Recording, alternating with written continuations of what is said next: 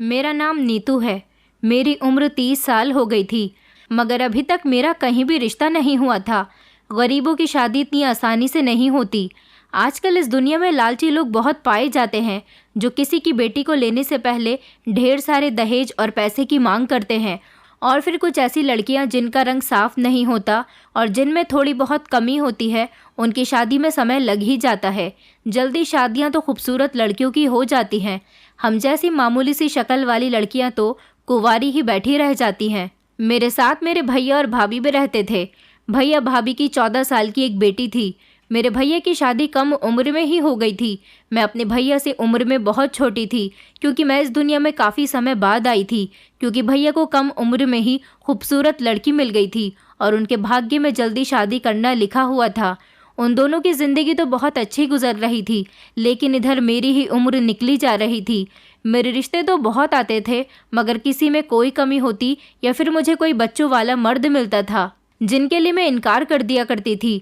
मगर आज हमारे पड़ोस में रहने वाली सुशीला आंटी मेरे लिए एक रिश्ता लेकर आई थी। घर आई तो बहुत खुश नज़र आ रही थी। मैंने उनको पानी पिलाया और वो मेरी भाभी के करीब बैठ गई। मुझे देखकर कहने लगी, अरे तुम भी मेरे करीब ही बैठ जाओ, मैं तुम्हारे लिए बहुत अच्छा रिश्ता लेकर आई हूँ। लड़का बहुत अच्छा है, अच्छी कंपनी में जॉब करता है। और भाभी से कहने लगी कि लड़के की फैमिली में भी कोई नहीं है, उसके पास भगवान का दिया सब कुछ है, उसे सिर्फ हमारी नीतू चाहिए। मैं अपने रिश्ते के बारे में सुनकर खुश हो गई थी। भाभी कहने लगी कि आपने लड़के वालों को नीतू की तस्वीर दिखा दी है।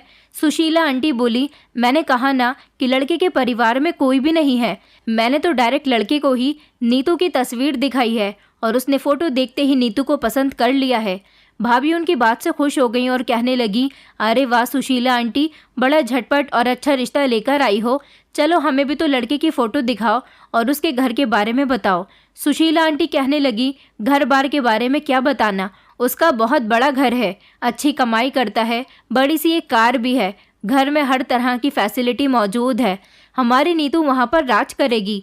भाभी ने कहा, चलो ये तो अच्छी बात है, लेकिन एक बार हमें लड़के की तस्वीर तो दिखाओ। सुशीला आंटी ने जैसे ही लड़की की फ़ोटो भाभी को दिखाई तो भाभी की आंखें फटी की फटी रह गई थी। भाभी ने कहा, सुशीला आंटी ये तो बहुत स्मार्ट है। उन्होंने जल्दी से लड़की का फ़ोटो मुझे दिखाया। मुझे लड़की का फ़ोटो देखकर शर्म आ रही थी, मगर मैंने देखा कि लड़का बहुत हैंडसम था, लेकिन उसके चेहरे से उसकी उम्र साफ नज़र आ रही थी। भाभी कहने लगी, सुशीला आंटी रात को जब नीतू के भैया घर आएंगे तब मैं उनसे बात करके आपको जवाब दे दूंगी। सुशीला आंटी कहने लगी, मगर एक कमी है जो मैं तुम्हें बताना भूल गई। भाभी कहने लगी कि हाँ बताओ तो। वो बोली कि लड़के के घर में सब कुछ ठीक है, मगर मैं तो तुम्हें ये बताना भूल ही गई कि वो शादीशुदा है और उसका 16 साल का एक बेटा भी है। सुशीला आंटी की बात सुनकर मैं तो दंग रह गई थी।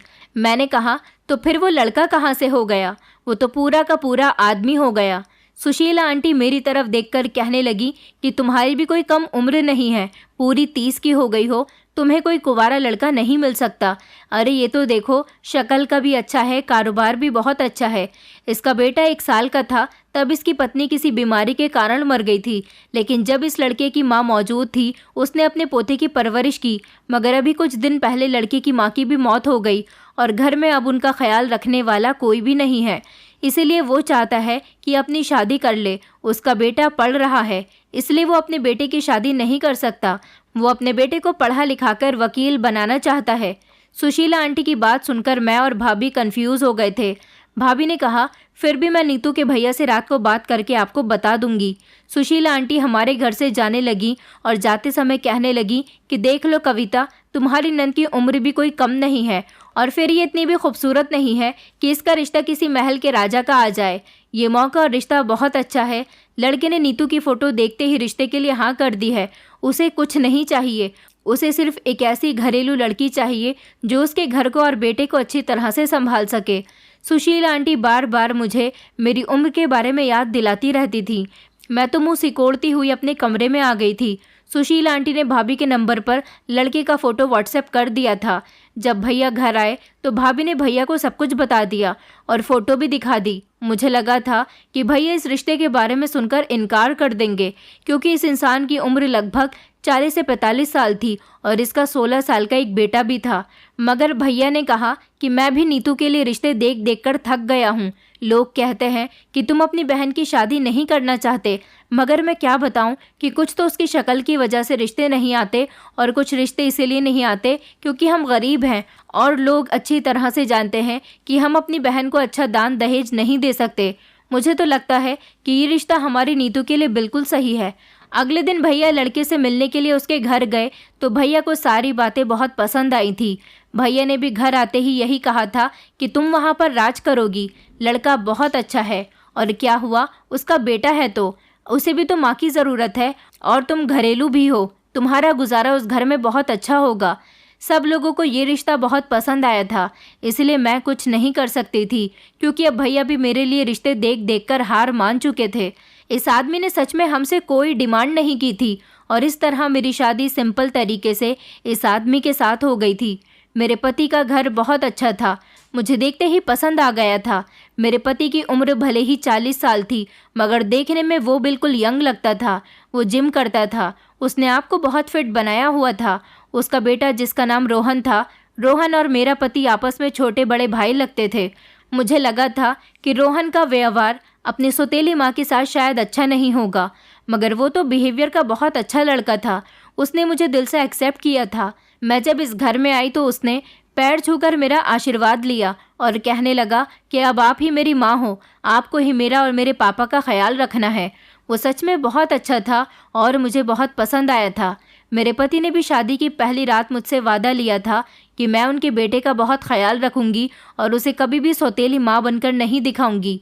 उनके कहने के मुताबिक मैंने उनसे वादा कर लिया था कि जैसा आप चाहते हो मैं वैसा ही करूंगी। मेरा पति मुझसे बहुत प्यार करता था।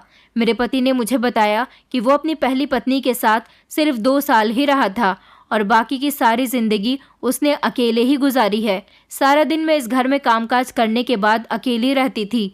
मेरी ज़िंदगी इस घर में बहुत अच्छी गुजर रही थी।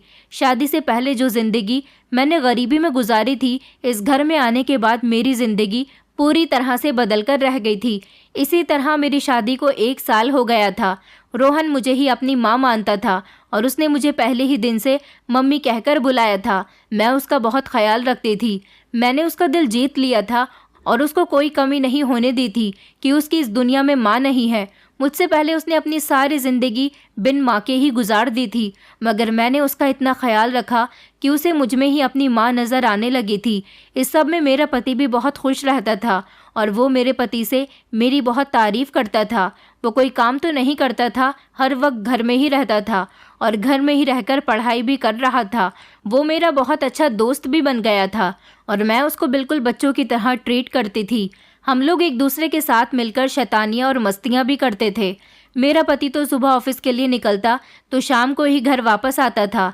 सारा दिन मेरे साथ मेरा बेटा ही होता था। मेरा कुछ खाने का मन करता तो रोहन ही मुझे लाकर दिया करता था। जिस बात पर मेरा पति मुझे मना करता था, उस बात पर वो मेरा साथ देता था। हम दोनों एक साथ बाजार भी चले जाते थे। मेरा पति था तो बहुत अच्छा, मगर उन्हें पाबंदियाँ लगाने का शौक़ था और मुझे पता था कि इसमें उनकी गलती नहीं थी। वो ये सब कुछ हमारी हिफाजत के लिए करते थे। मेरी भतीजी भी शादी से पहले मुझसे कुछ इस तरह का ही प्यार करती थी जैसे रोहन करता था। इसलिए शादी के बाद नेहा हमारे घर पर आती जाती रहती थी। वो मेरे बेटे से 2 साल छोटी थी। कभी कभी वो घर आती तो हम तीनों मिलकर ऐसी मस्तियाँ करते थे कि सब हैरान रह जाते। जिंदगी इसी तरह से बहुत अच्छी और मौज मस्ती में गुजर रही थी।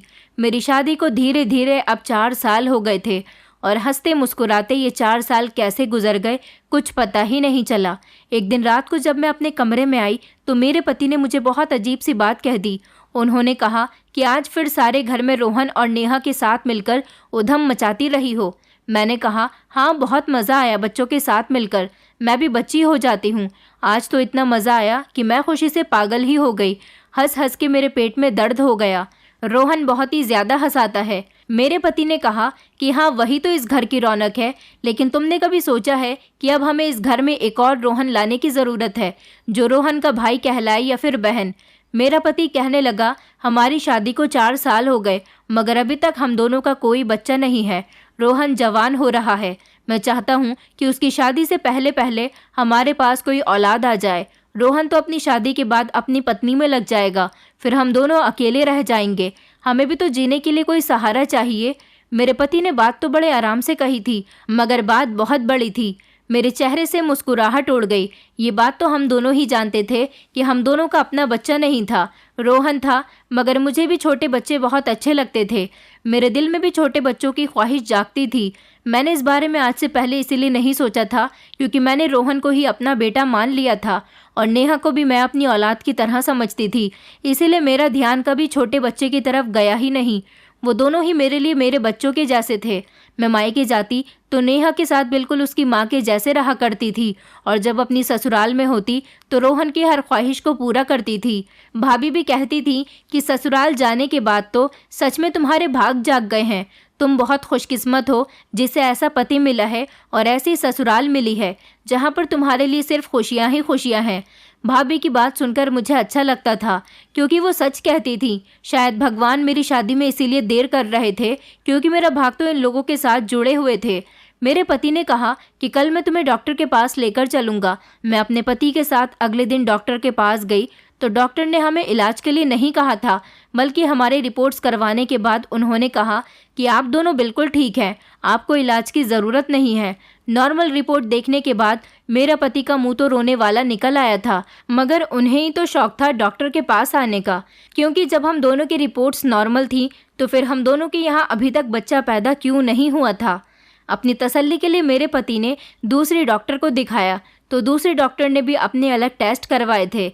जब यहाँ भी रिपोर्ट सामने आई तो डॉक्टर हैरान रह गई थी। उन्होंने कहा कि आपको तो कोई भी प्रॉब्लम नहीं है, तो फिर 4 साल से आपके यहाँ औलाद क्यों नहीं हुई।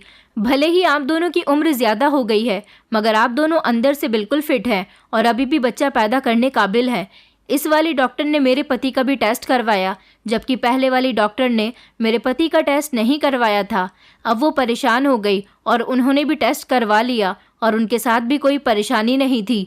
डॉक्टर ने कहा कि ऐसा तो पहली बार देखा है, भगवान की तरफ से तो देर होती है, मगर आपका मामला कुछ समझ नहीं आ रहा। शायद आप दोनों कमज़ोर हैं, मगर मुझे तो कमज़ोर नहीं लग रहे।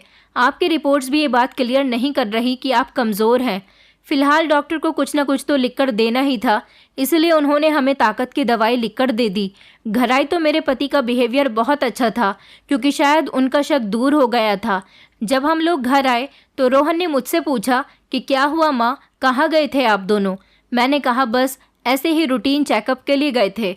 मैंने रोहन से कहा देखो मैं तुम्हारे लिए पिज़्ज़ा लेकर आई हूँ, इसे खा लो। वो बहुत खुश हो गया। उसने कहा जितना आप मेरा ख्याल रखती हो ना, शायद इतना ख्याल तो मेरी सगी माँ भी नहीं रखती। मेरे पति ने कहा कि ऐसा नहीं कहते रोहन, ये भी तो तुम्हारी माँ ही है, तभी तो तुम्हारे लिए इतना सब कुछ करती है। रोहन कहने लगा पापा, मैंने लोगों से सुना है कि उनकी सौतेली माँ उनको प्यार नहीं करती, मगर मेरी माँ तो मुझसे बहुत प्यार करती है। जिस तरह इन्होंने मुझे रखा हुआ है, इस तरह तो किसी भी माँ ने अपनी औलाद को नहीं रखा होगा। मैं जवान हो गया हूँ, मगर आज भी ये मुझे बच्चों की तरह प्यार करती हैं। मैं भगवान से प्रार्थना करता हूँ कि मेरी माँ का साया हमेशा मुझ पर बना रहे। रात हुई तो मेरे पति ने कहा कि हमारा बेटा जवान हो गया है और बहुत बड़ी बड़ी बातें करता है, जबकि मुझे तो रोहन की बातें बहुत अच्छी लगती थी। वो मेरा बहुत ख्याल करता था, बहुत साथ देता था। मैं अपने पति से छुप छुप कर उसे पैसे भी दे दिया करती थी।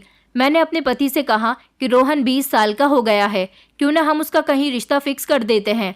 मेरे पति ने कहा तुम्हारा दिमाग तो ठीक है, अभी वो पढ़ाई कर रहा है, मैं उसका ध्यान पढ़ाई से नहीं हटाना चाहता। मैंने कहा आपने ही तो बताया था कि आपके ख़ानदान में कम उम्र में ही शादी हो जाती है।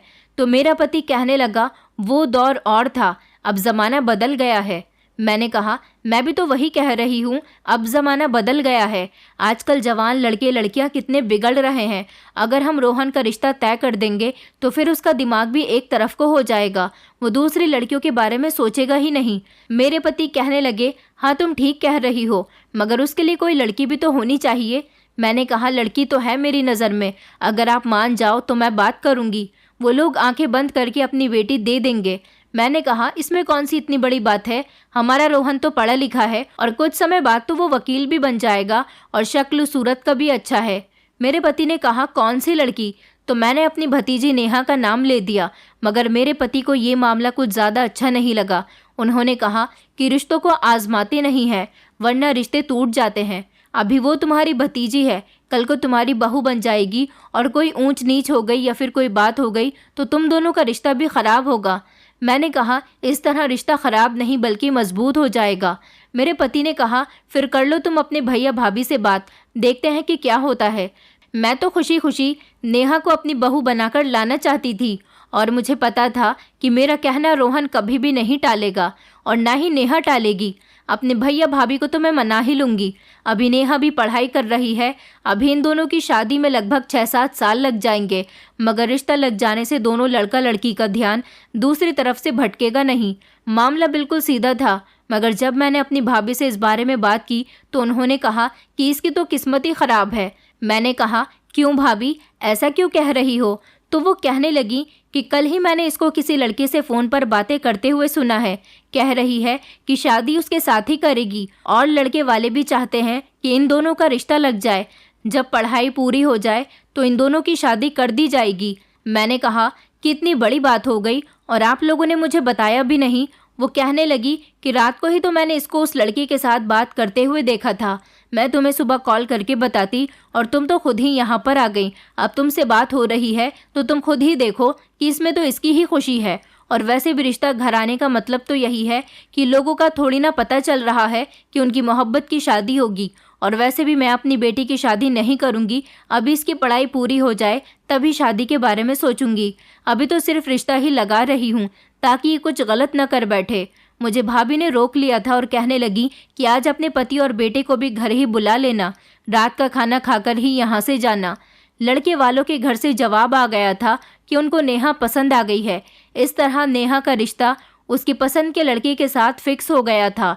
रोहन भी रात को मेरे पति के साथ घर आ गया, मगर उसे इस बात से कोई फर्क नहीं पड़ रहा था। वो तो अपनी दुनिया में मगन था। उसे क्या पता था कि उसके हाथ से इतनी अच्छी लड़की निकल गई थी।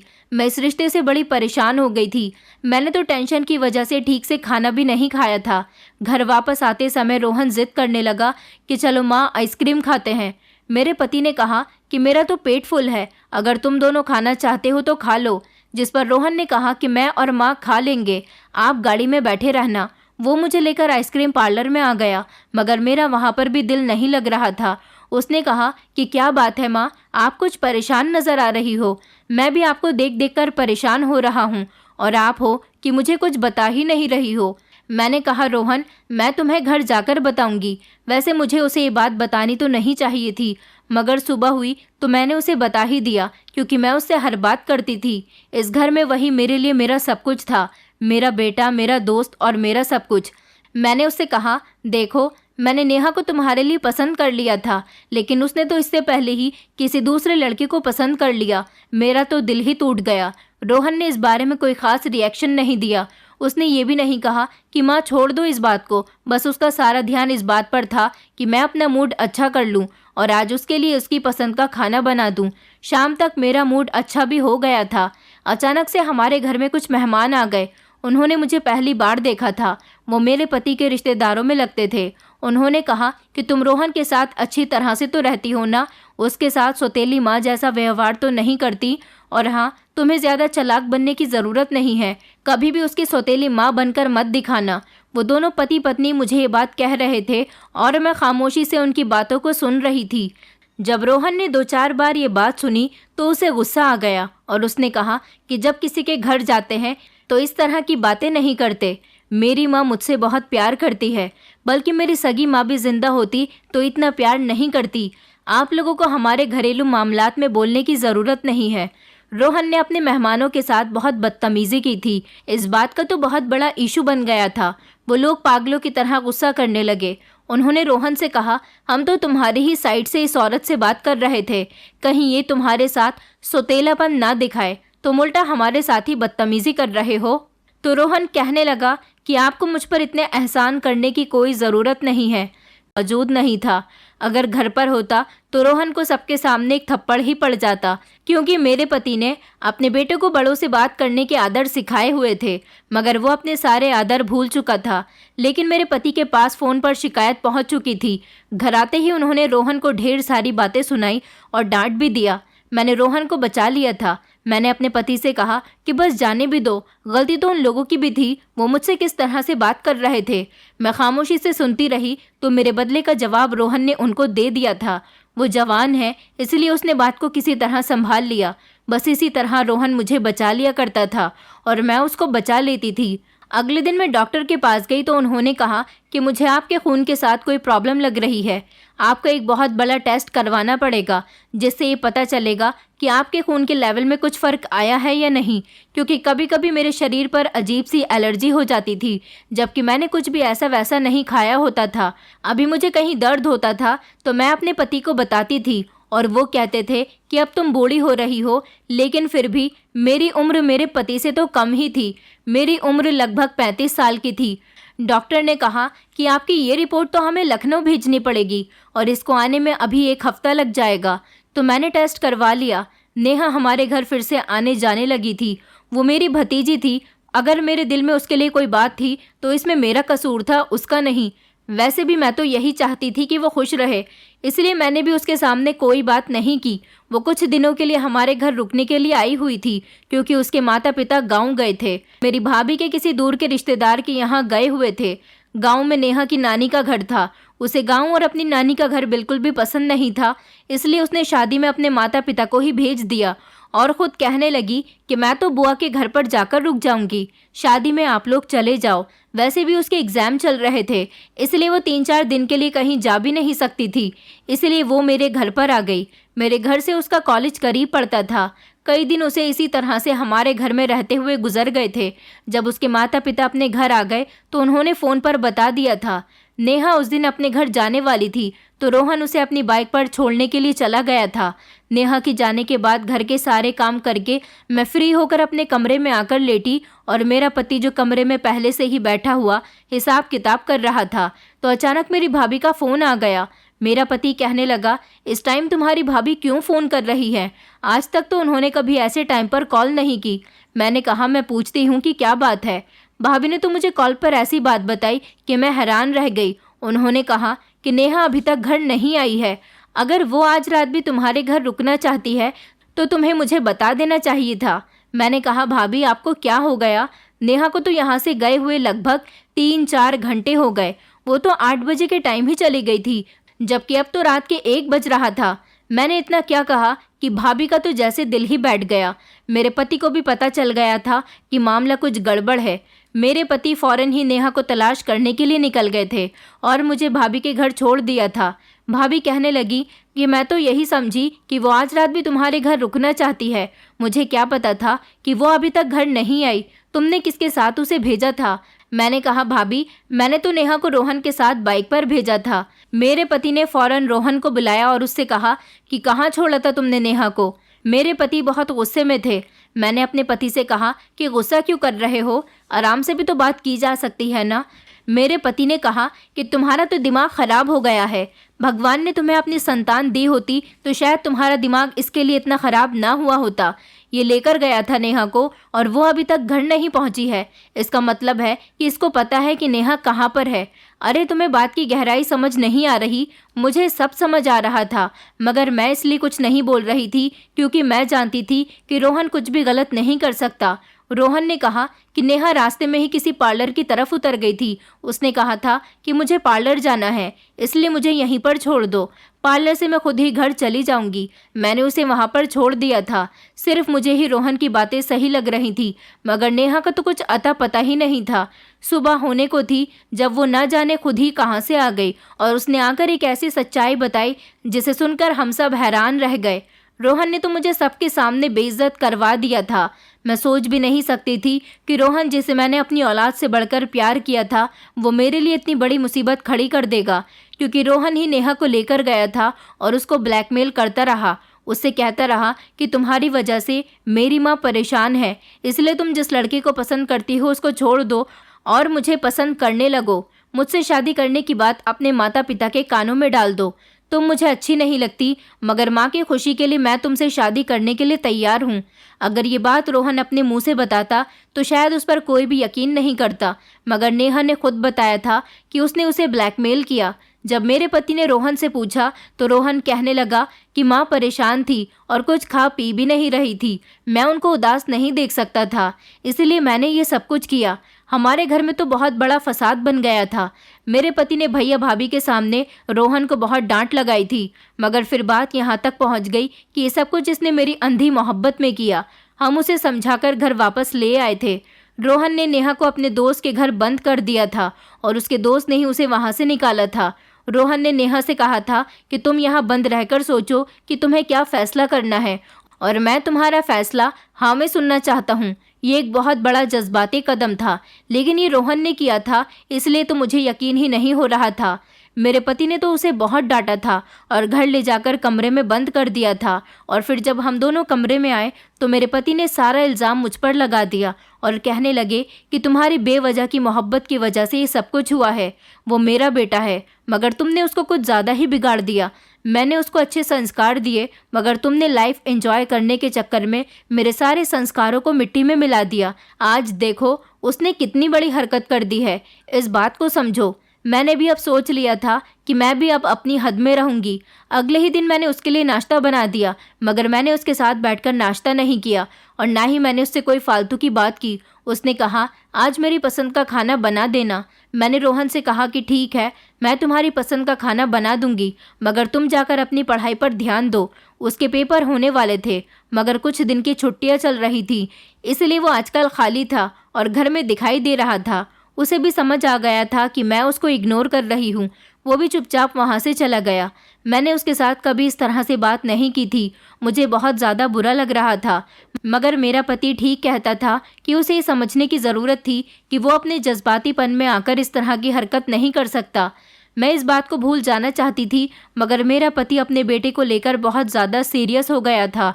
उन्होंने कहा, इसने बहुत बुरी हरकत की है, उसने उस लड़की को किडनैप किया। इसने कोई छोटी हरकत नहीं की, इसलिए मैं एक बड़ा कदम उठाने जा रहा हूँ। मुझे अपने बेटे से ऐसी उम्मीद नहीं थी, मगर इसकी इस गलती ने मुझे इस कदम को उठाने पर मजबूर कर दिया। मैंने कहा कि कैसा बड़ा कदम? तो वो कहने लगे कि मैं इसे पढ़ने के लिए अमेरिका भेज रहा हूँ। ये वहीं से ही हायर स्टडी करके आएगा और जब तक वहीं पर रहेगा। मैंने कहा, वो हमसे दूर कैसे रह सकेगा? मेरे पति कहने लगे, इस बात की परवाह तुम मत करो, तुम्हारी मोहब्बत ने मेरे बेटे को बिगाड़ दिया। तुम्हें तो नहीं भेज सकता, नहीं तो मैं तुम्हें भी कहीं भेज देता यहाँ से। अब मेरा पति भी मुझ पर गुस्सा करने लगा था। मेरा पति कहने लगा, अगर शादी के 1 साल बाद ही हम दोनों का बच्चा पैदा हो जाता तो शायद वो अपने छोटे भाई में बिजी हो जाता, मगर अब तक तुमसे एक बच्चा पैदा नहीं हो सका। मेरा पति अब मुझे बच्चा पैदा ना करने के ताने देने लगा था। तुमने मेरे बेटे को इतना ज़्यादा बिगाड़ दिया है कि वो तुम्हारी मोहब्बत में दीवाना हो गया, और अगर वो तुम्हारे साथ रहेगा तो और ज़्यादा पागल हो जाएगा। मैं नहीं चाहता कि मेरे दिए हुए संस्कारों का वो मान तोड़ दे, क्योंकि मैंने उसे कुछ और सिखाया था, लेकिन जब से तुम आई हो तुमने उसे कुछ और बना दिया। मैं आज से ही उसे अमेरिका भेजने का इंतज़ाम करता हूँ। मैंने कहा, मैं पीछे घर में अकेली रहूँगी। तो मेरे पति कहने लगे, हाँ, तुम्हारी भी यही सज़ा है कि तुम अकेली घर में रहो। अचानक उस डॉक्टर की भी कॉल आ गई। डॉक्टर ने कहा कि आपने जो टेस्ट करवाया था उसकी रिपोर्ट्स आ गई हैं, आप आ जाइए, आपसे कुछ ज़रूरी बात करनी है। मैं फ़ौरन ही डॉक्टर के पास चली गई। रास्ते में भी यही सोचती जा रही थी कि किसी तरह अपने पति से बात करती हूँ, वो रोहन को हमसे दूर ना करे, उसे इतनी बड़ी सज़ा न दे। जब मेरे भैया भाभी और नेहा ने उसे माफ़ कर दिया तो फिर उनको क्या ज़रूरत है इतना बड़ा कदम उठाने की? सबको पता था कि उसने ये सब कुछ जानबूझकर नहीं किया, जज्बात में आकर किया। मैं डॉक्टर के पास चली गई तो डॉक्टर मुझसे भी ज़्यादा परेशान बैठी थी। उसने मुझे बताया कि आप किसके साथ रहती हो, आपके घर में कौन कौन है, ज़रा मुझे डिटेल के साथ बताइए। मैंने कहा कि ऐसी कौन सी बात है जो आप मेरे घर की डिटेल जानना चाहती हैं? डॉक्टर ने बताया कि दरअसल बात यह है कि आपके साथ कोई प्रॉब्लम नहीं है, आपकी बॉडी बिल्कुल ठीक है और अभी तक आपके यहाँ बच्चा हो जाना चाहिए था, मगर आप बच्चा ना होने की दवाइयाँ खाती रही हैं और आपके अंदर उनकी क्वांटिटी बहुत ज़्यादा मात्रा में पाई गई है। मैंने कहा, ये कैसे हो सकता है? डॉक्टर, आपको कोई गलत फहमी हुई है, ऐसा हो ही नहीं सकता, क्योंकि मैंने तो आज तक ऐसी कोई एक गोली भी नहीं खाई। तो डॉक्टर ने कहा, फिर आप झूठ बोल रही हो। मैंने कहा, नहीं डॉक्टर, मैं क्यों झूठ बोलूँगी। हम दोनों पति पत्नी को बच्चे बहुत पसंद है। हालांकि मेरा एक सौतेला बेटा भी है, मगर मेरा पति चाहता है कि उनके पास उनके बुढ़ापे का साथी एक और बच्चा होना चाहिए। मैंने कहा, डॉक्टर, ना तो मेरे पति ने मेरे साथ कोई रोक टोक की हुई है, और ना ही मैं कोई मॉडल हूँ, और ना ही मेरा कोई करियर है, और ना ही मैं कोई एक्टर हूँ जो मैं कहूँ कि मैं बच्चा पैदा नहीं करना चाहती। उसने कहा, फिर शायद आपको किसी और ने ये दवाई दी है, क्योंकि आपके खून में इस दवाई की मिलावट पाई गई है, और आपको ये दवाइयाँ रोज़ ही कोई दे रहा था, या फिर आप खुद ले रही थी, जिसकी वजह से आपके यहाँ बच्चा नहीं हो रहा। डॉक्टर ने अपनी फाइनल बात मुझे बता दी थी। मैं इस बात को सुनकर बहुत परेशान थी। रिपोर्ट मेरे पास थी। मैं तो सारा दिन घर में रोहन के साथ ही गुजारा करती थी। सुबह नाश्ता हम लोग साथ करते थे, उसके बाद वो अपने कॉलेज के लिए निकलता था, और दोपहर खाने से पहले कॉलेज से वापस आ जाता था, तो फिर दोपहर का खाना भी हम लोग साथ ही खाया करते थे। मेरा पति सुबह का नाश्ता ऑफिस में ही किया करता था, और दोपहर का लंच भी, जबकि शाम के 5 बजे आने के बाद मेरा पति घर में चाय तक नहीं पीता था और फौरन जिम के लिए चला जाता था। सिर्फ रात का खाना ही हम सब एक साथ बैठकर खाते थे। मेरे खाने पीने में ये चीज़ें कौन मिला रहा था? आखिर ये सब कौन करना चाहेगा, और इस तरह करके किसी को क्या फ़ायदा हो सकता है? मैंने ये बात अपने पति को बता दी, और मैं रोने लगी। मेरा पति भी बहुत ज़्यादा परेशान हो गया। मैंने कहा, हमारी शादी को 5 साल होने वाले हैं। शुरुआत के दिनों में ही मैं प्रेग्नेंट हो जाती, और मेरा बच्चा अब तक 3 या 4 साल का होता। ये सब आखिर किसने किया? मैं तो अपने घर के अलावा कहीं जाती भी नहीं हूँ। मेरे पति ने कहा कि एक दुश्मन है तुम्हारा, दुश्मन जिसने मोहब्बत से तुम्हें अपना दुश्मन बना लिया। मैंने कहा कि क्या मतलब है आपकी बात का? मैं कुछ समझी नहीं। तब मेरे पति ने मुझे बताया कि मैं समझ गया हूँ कि वो कौन है। वो फौरन रोहन के कमरे में गए और उसे 2-3 थप्पड़ लगाए, और उसे सब कुछ बताकर उससे पूछने लगे, क्या ये सब कुछ तुमने किया था? वो रोते रोते बता रहा था कि मैं नहीं चाहता था कि आप लोगों की कोई दूसरी औलाद हो। मैं ही अपने माता पिता का इकलौता बेटा बनकर रहना चाहता था। मुझे सब लोग कहते थे कि तुम्हारी दूसरी माँ आएगी तो तुम्हारे पिता के उनसे दूसरे बच्चे भी हो जाएंगे, और फिर तुम्हारी माँ भी तुमसे प्यार नहीं करेगी, क्योंकि हर औरत अपनी सगी औलाद से ही ज़्यादा प्यार करती है। माँ तो वैसे भी मुझसे बहुत प्यार करती थी। मैं उनके प्यार का आदी हो गया था। इसीलिए मैं नहीं चाहता था कि मेरा प्यार बांटने वाला इस घर में और कोई भी आ जाए। अगर माँ को कोई बच्चा पैदा हो जाता तो फिर वो मुझे नहीं बल्कि अपने बच्चों से प्यार करती, क्योंकि उसने तो उनकी ही कोख से जन्म लेना था, और फिर वो उसको भी अपना सारा समय देती। मैं ऐसा बिल्कुल भी नहीं चाहता था। मैं माँ से बहुत प्यार करता हूँ, अपनी सगी माँ से भी ज़्यादा, बल्कि पापा आपसे भी ज़्यादा। जिस दिन से हमारे घर में आई हैं, मुझे एक अजीब सा लगाव हो गया है। इसलिए मैंने अपने एक दोस्त को ये सब कुछ बताया, तो उसने मुझे कहीं से प्रेगनेंसी ना ठहरने की दवाई लाकर दे दी थी, और मैं वो दवाई खामोशी से माँ के खाने में मिला दिया करता था। बस मैं किसी भी तरह माँ को ये दवाई खिला देना चाहता था। इसलिए माँ को कभी इस बारे में पता भी नहीं चला कि मैं कब उनके खाने में इस दवाई को मिलाया करता था। ये सुनकर मैं शॉक्ड रह गई थी। रोहन मेरे पैरों में बैठ गया और कहने लगा कि माँ, मुझे माफ़ कर दो। मैं अमेरिका नहीं जाना चाहता। मुझे अमेरिका मत भेजो। मैं आप लोगों के साथ रहना चाहता हूँ। मैं वादा करता हूँ कि मैं अब अपनी पढ़ाई पर ध्यान दूंगा। बस मैं आप लोगों से दूर नहीं जाना चाहता। मैंने हाथ से इशारा किया, जिसका मतलब था कि जाओ यहाँ से, और कुछ दिनों बाद ही मेरे पति ने रोहन को अमेरिका भेज दिया। रोहन जवान हो रहा था। इस समय उसे समझदारी से काम लेना चाहिए था, मगर वो तो जज्बाती कदम उठा रहा था। उसके इस पागलपन ने मुझे भी शॉक कर दिया था। इसलिए मैं चाहती थी कि वो मुझसे दूर ही रहे तो बेहतर होगा। उसके आने वाला फ्यूचर बहुत ब्राइट है, और मैं उसको अपनी मोहब्बत में पागल करके उसके फ्यूचर को ख़राब नहीं करना चाहती। आज इस बात को पूरा 1 साल हो गया। शुरू में तो वो बार बार फ़ोन करने की कोशिश करता था, मगर मैंने उससे कोई बात नहीं की। उसने मेरी ज़िंदगी का बहुत बड़ा नुकसान करवाया। मैं डॉक्टर के पास गई तो डॉक्टर ने मुझे बताया था कि आपने काफ़ी समय तक दवाइयाँ खाई हैं, इसलिए आपको बहुत बड़ा नुकसान है।